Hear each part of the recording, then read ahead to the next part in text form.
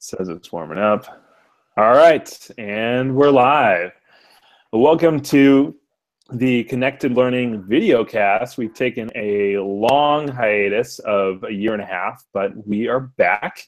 A lot of that was transition for personal life for me, and just getting some more people on board, getting some people that with some real talent that can help out. So we're still doing what we're doing. We're still bringing on awesome educators and connecting you all to awesome people so we can learn about what are they doing and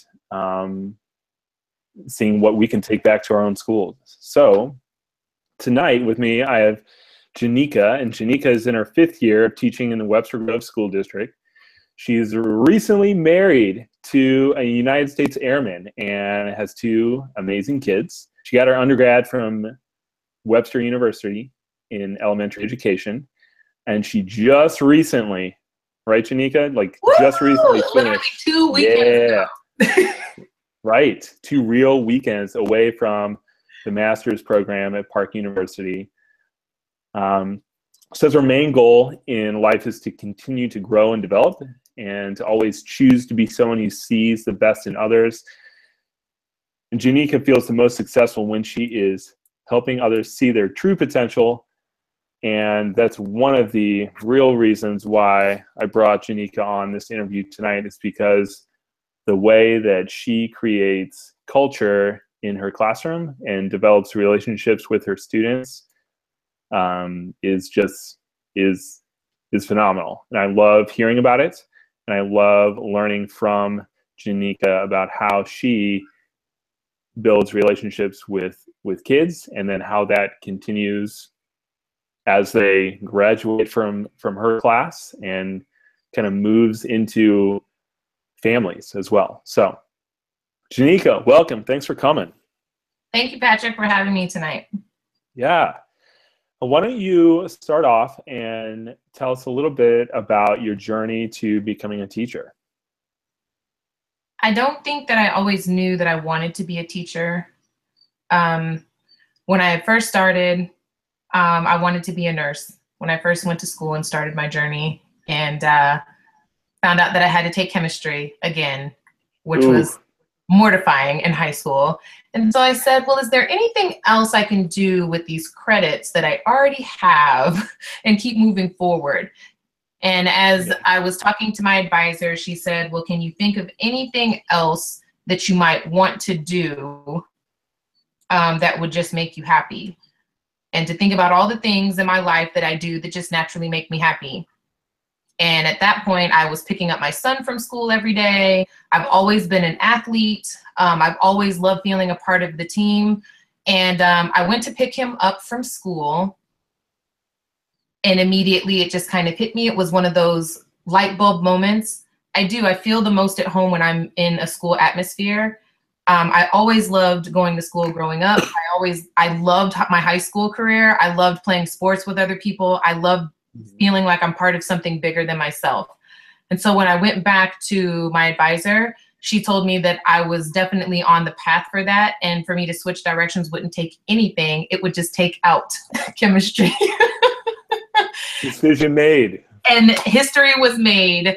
And after that, it seemed to bend to my will. Everything that I had desired to do, the world opened up to me after I chose that direction. I didn't start going back to school until I was 25.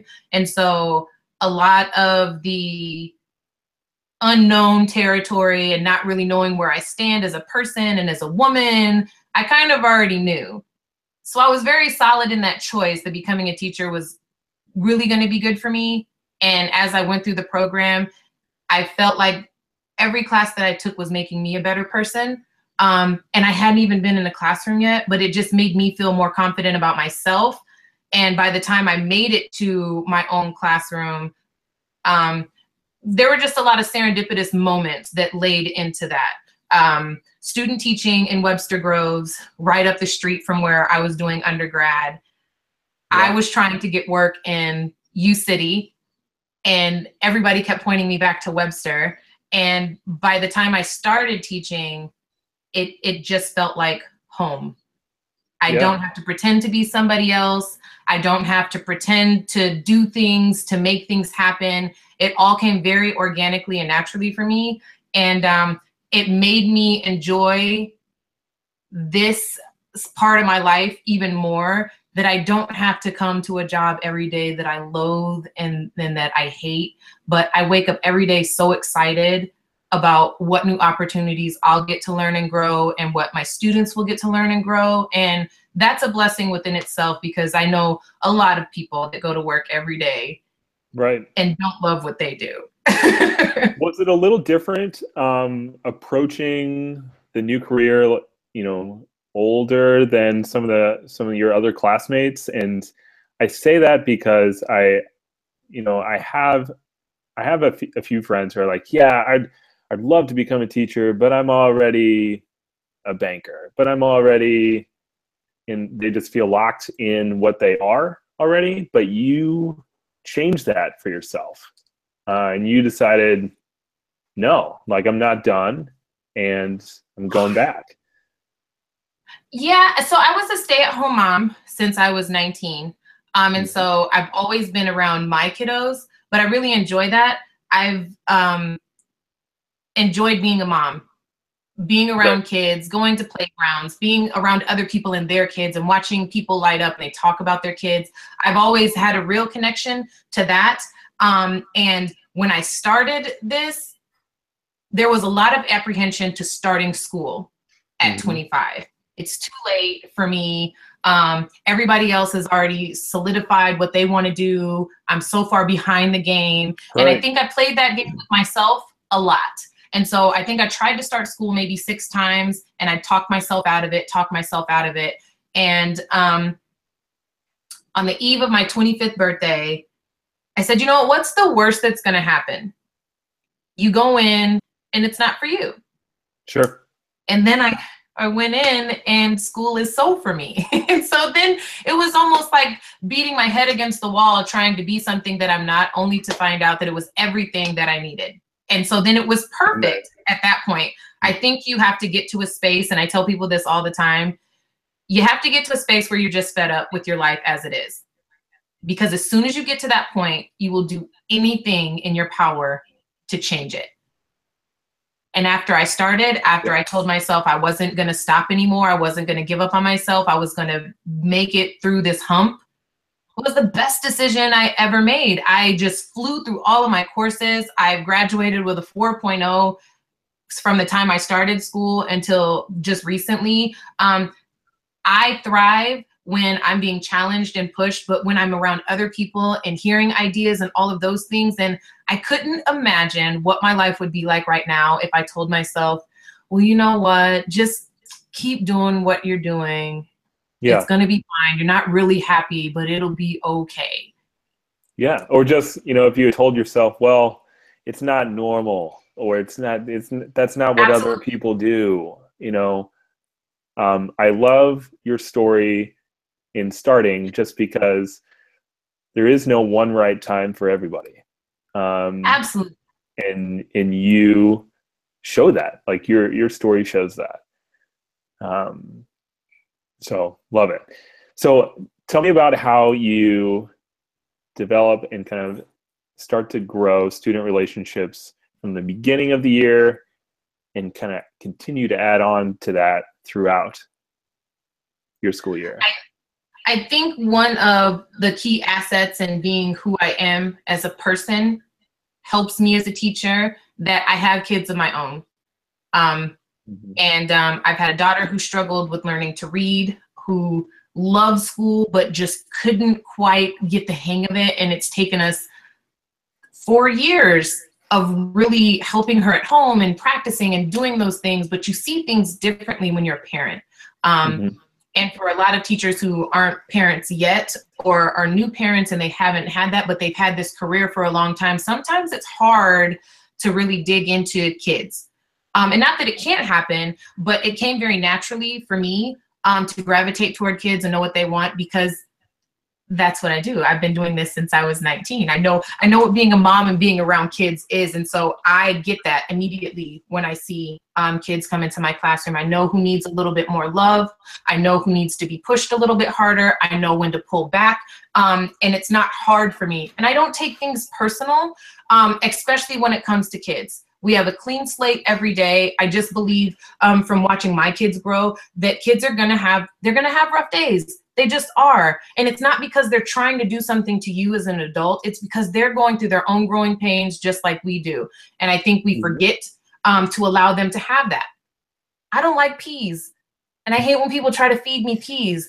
But we'll sit in the classroom and tell kids that they have to be this way and they have to do this and it has to be this way. And then they're met with so much resistance that they just fight back. Yeah. I don't do that. It's not necessary. Yeah. So as soon as kids get to school, we talk about all the things that they're really great at. And I try to focus in on those things. And at any opportunity that presents itself, I allow them to dig deeper into who they are as kids. Whatever that means. If you went somewhere this weekend, if you had a tournament this weekend, we stop everything that we're doing and all of the learning. Parents send in videos of their kids doing things and we watch it and we cheer each other on as a community, because I think kids need to feel like they're part of something bigger than themselves and that other people care about them. And once you have that, and once you feel like you're a part of this team, it just rises up to meet you. I don't know a real way to describe it besides the fact that kids come to school, and I have kids that won't miss school because they just want to come in and see what we're doing next. And not because we're changing the world, but because we're doing it together. And I make mistakes in the classroom and I let my students correct me because I'm not perfect. But I also tell them that I learn just as much from them as they do from me. And that happens organically. So we celebrate all of our mistakes and we work on those together. And that classroom dynamic of making sure that students are seen, heard, and validated starts from the second they walk in my classroom. And yeah, I love it makes a difference. We got to pause. Seen, heard, and validated. Seen, heard, and validated. I love it.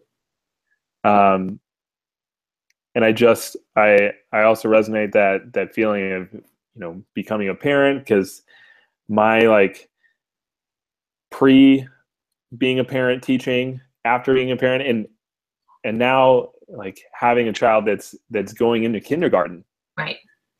I knew that parents trusted me, but I now know that parents are trusting me to a different level because I myself am sending a child to that system. Absolutely. Yeah. Yeah. So you make sure kids coming in and you allow time for them to be seen, heard, and validated. What are some dig into that? What are some practical things? What does that look like in your room? Last year I had a student who was struggling with self-esteem issues, but she was really good at gymnastics. And we couldn't really get her to focus on anything else. So that looks like changing the dynamic of how we do math. How many flips do you have to do? How high do you have to jump? If I can switch anything that I'm doing to help her stay engaged and be excited, which there in turn to her wanting to try harder at her meets, and doing well in school equals you get to go to the meets and do all the things that you're doing. So then mom knew that that was something that we were working on in school. And so then the videos come in. And at the beginning of the school year, I do a scrapbook where every kid has a chance to shine. And you get to show everything about yourself and then share it with the class. And then we send that scrapbook home so that all the families can enjoy every kid and all of the things that they do and make them who they are. So that when parents come in to volunteer, you can put a face and a feel to that child before you come in. And it's really interesting too how parents latch onto that, which is always really cool to see that sometimes some kids don't have as much love as other people do. All of our kids are loved, but it's easy to walk in the classroom and just say, you know what, after I'm done reading with my kid, I'm gonna go and make sure that this kiddo has somebody to sit with him just in case his parent doesn't show up today. But so then everybody feels validated. And I think my favorite quote in education is, it takes a village. I can't do this by myself. And I know that my parents can't do it by themselves either. So when we all work together, it just makes everything that we do so much easier. it doesn't feel like a job, and none of it has been hard with getting to know kids because it is so natural. That's so natural for me. I agree with you 100%. And the way that I raise my kids and how much I love them immediately impacts how I feel about my kids in my classroom. I would hate for Genesis to walk in a classroom and feel empty and alone because I couldn't be there or something, and nobody came to her rescue. And I think in that, seeing where kids shine, allowing them to lead in the classroom, letting their talents and the things that they're good at. Everybody's not going to be a talk in front of the classroom kind of kid. But that doesn't mean that they're not good at helping other kids when they need it with their homework, or making sure that a friend is not by themselves at recess. And, you know, heroes come in all shapes and sizes. And we have to just make sure that kids feel that what they're doing on their level is still as cool as what the other kid's doing, even if they're in front of the camera. Behind the camera is really important too. Sure. Yeah. And I love, you know, just the things that you do to allow that community to come forth and to allow those strengths to come forth. Because I think you hit on this with the book that you send home, parents get into it because parents want community just as bad as kids want community. It's, you know, the further I am in education, the more I just realize, like, we're just all short people and tall people. You know, it doesn't matter if we're adults, if we're kids, we still have the same wants, the same needs for that community and for our people. And the way that you establish that is great. So how do you know that this focus on student relationships and the things that you're doing in the beginning of the year, how do you know that they are working, and what's kind of your goal with having these relationships? For one, I know that it's working because my guys give me more hugs than my girls do. And so there you go.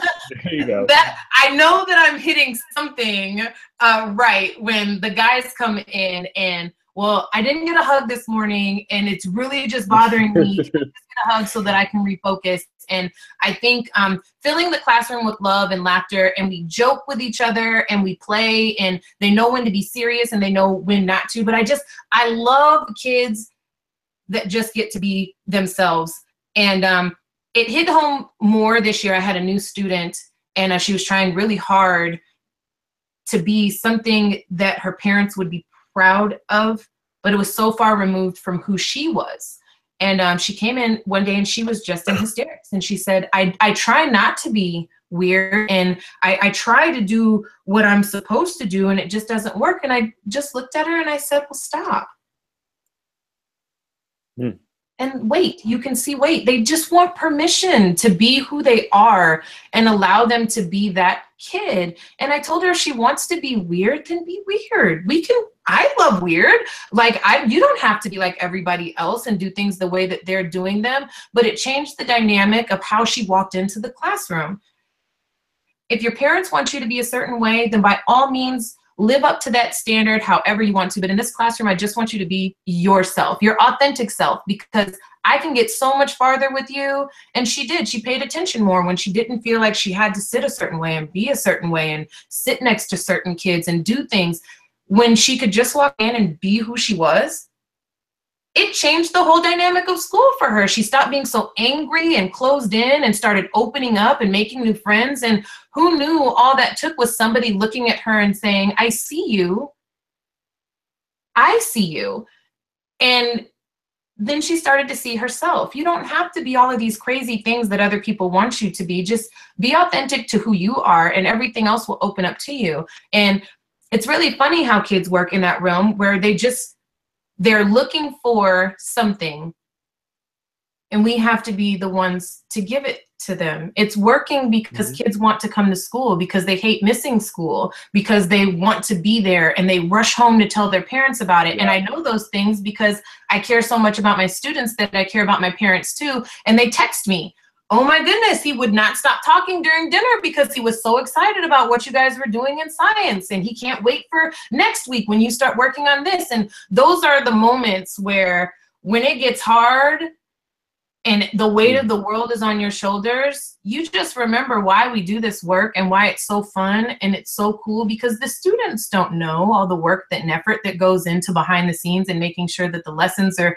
up to date and you're up to speed. But they know that you're there smiling and ready for them every single day. And that matters. It matters to kids. Yeah. And you value your students for who they are, not who their parents want them to be, not who their friends want them to be. Not even who I want them to be. Sure. I just want you to be you so that people can learn to love you for who you are. And if we can teach that to kids while they're young and they're still growing and learning themselves, when they get to high school, can't you imagine how much easier it will be to just love yourself for who you are if people along the way were telling you to do that from the get-go? Absolutely. Absolutely.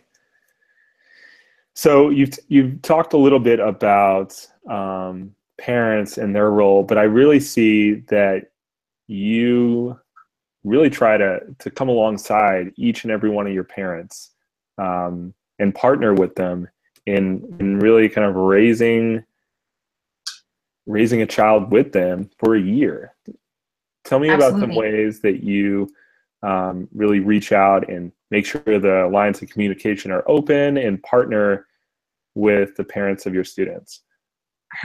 I lucked out that I taught first grade for 2 years. So I got my same first graders in third grade for 2 years. And I had already built those relationships with parents, and we never wavered. So even after they weren't in my class anymore, I have parents still giving me updates about their kids, and they see me in the hallway and they're just as excited to see me as they are to see their student's teacher for the year. And I love that because one of my first graders told me that once you're a honeybee, you're always a honeybee. So that's something that we stick with. I call my students honeybees. And it's so true. And so they come back in and they want to tell me things, and it's the same with their parents. There is a lot to be said about bonding with your child when they're not understanding. And I know from firsthand experience what that feels like. So I can sympathize with you, and I can tell you the things that I try to do with my daughter. I can tell you the differences between my two kids, and it makes being a teacher so much more humbling and raw for parents when people actually want to extend that to you and tell you about the struggles that you have. Just because we're teachers don't mean that our kids are perfect and that they always get everything and it's so easy for us. It could be quite the opposite. And allowing parents that opportunity to talk with you and share their concerns, and you actually get it. Mm-hmm. And it's not because you're a teacher and you want them to learn and the standards are coming and the curriculum has to be taught, but because I get that it's hard, and we want to do right as parents, and we want to do right as teachers. And sometimes no matter how hard we try, some kids just aren't there yet. Right. But growth is growth, no matter how small. And I try to tell my parents that all the time, but I also understand from being with my kids and becoming a teacher that there's a lot of things that you miss and can't do sometimes. And so for some parents, it's not that your students aren't learning well, it's that you're working so much that you don't get to feel a part or connected to the classroom environment. And with those parents, I take more pictures than the law allows for any teacher ever. But that's because my first year of teaching, I missed everything with my daughter when she was in kindergarten, and I cried all the time. And I thought, as a parent, what would I love to have had for myself with my daughter, and how can I incorporate that into my classroom? So I make sure that when parents have meetings and they're working and they can't be there, I will record your child reading, I will record their science project, I will take pictures of their birthday parties. I do those things, and it comes so effortless to me because not only do I care about my students and how they feel, I care about my parents and how they feel, because I've been there and I know what that feels like to want to be a part of something, and you can't for things outside of your realm of life at that moment. And it makes parents connect to me in a way that is very effortless. They want to come in and tell me things, not even just about their students in my class, but their other kids and their families. And I genuinely care, because it takes all of us to be able to open up families and welcome them in and make them feel comfortable enough to want to keep coming back. It helps with parents that don't want to come in, and it helps them with parents who already do come in, because if you feel validated, you're going to want your kids to be a part of that. Because who doesn't want to be around people that want to lift them up and make them feel good? Right. Yeah. Exactly right. Love it. Well, JaNekka, our time is quickly coming to a close, but I do want people to continue to connect with you and continue to hear about the stories that are happening every day in your classroom. So how can people learn more about your work, or how can people connect with you? I am on Twitter daily. I try to upload pictures and things that I'm grateful about and things that my students are doing every day, just so that the community around me can see what we do in my classroom. And so you can follow me at Avery Honeybees on Twitter. And from there are links to my blogs. There are websites that I talk about, and all of those things, especially Connected Learning, because that's how we get all of the word out and everything that we do. And so That's right. Everybody up to date on what we do as a community in Webster, and what we do as a community with Connected Learning, which is what I'm all about, bringing people together. All right. Well, thanks, JaNekka. And this is, again, the Connected Learning videocast. We're just trying to get the word out about awesome work that other educators are doing. This would not be possible without the help of Chantel Mason and Lance McClard. So shout out to those folks. Woo-hoo. And we'll be back soon. Bye. Sooner than a year and a half. Bye.